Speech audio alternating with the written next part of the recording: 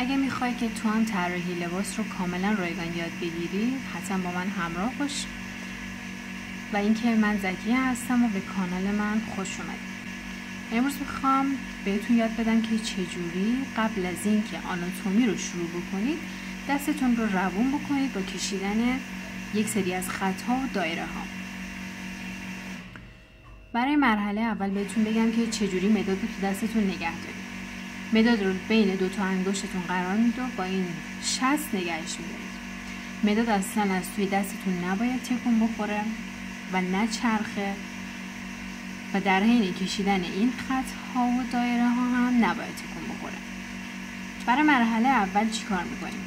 از قسمت بالا به سمت پایین یه خط صاف میکشیم، با خطکش نه، با دست، به این صورت. و اصلا دستمون و مداد نباید تکون بخوره.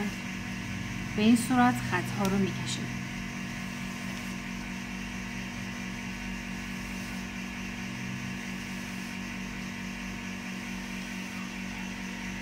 حالا از قسمت پایین به سمت بالا رسمش میکنیم و حتما حواستون باشه که یه اندازه باشه. مثلا از این قسمت شروع میکنیم مستقیم تا این پایین بیاد و من حالا اندازه نیست، به این صورت نگهش میداریم اینجا. سعی کنید که خطا هم اندازه باشه که بعداً خیلی کاربرد داره توی کار. حالا از سمت پایین به سمت بالا خطها رو رسم کنیم.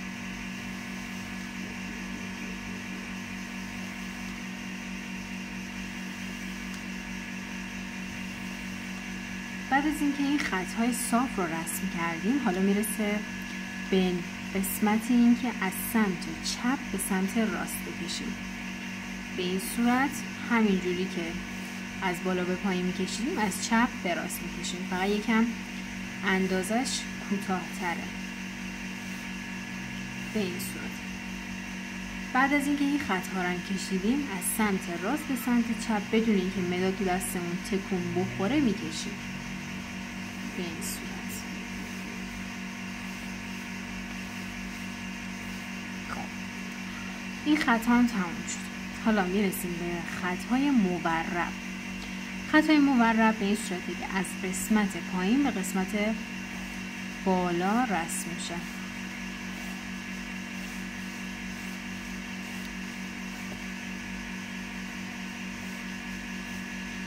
از قسمت بالا به سمت پایین حالا من مابینش با یه رنگ دیگه میکشم.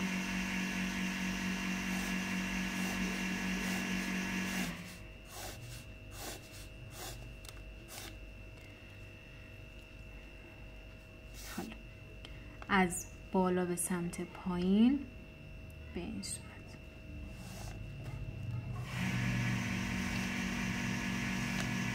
این خطها فقط برای اینه که مچ دست و انگشتاتون روون بشه و اینو تا هر جا که تونستید میتونید تمرین کنید که خیلی هم کاربردی و برای دستتون خیلی خوبه.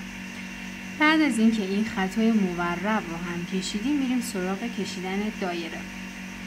دایره خیلی مهمه و اینکه باید قشنگ یه دایره کامل و بی‌نقص بتونید بکشید. به این صورت از سمت راست به سمت چپ یه دایره میکشیم، یه دایره دیگه، یعنی هی باید بچرخونی دستتو که یه دایره بی‌نقص درست بشه، به این صورت.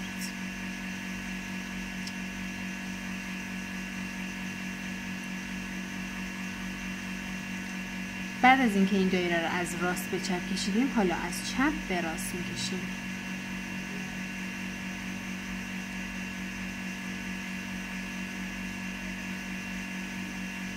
دایره های کوچیک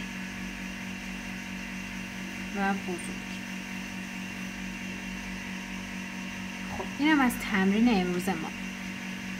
اینو خیلی تمرین کنید و واسه ویدیوی بعدی که قراره بهتون مانکن خطی رو آموزش بدم خیلی به درتون میخوره. حتما چند تا برگ از این رو بکشید قبل از شروع کشیدن آناتومی. و اینکه تا ویدیوی بعدی فعلا خدا نگهدار.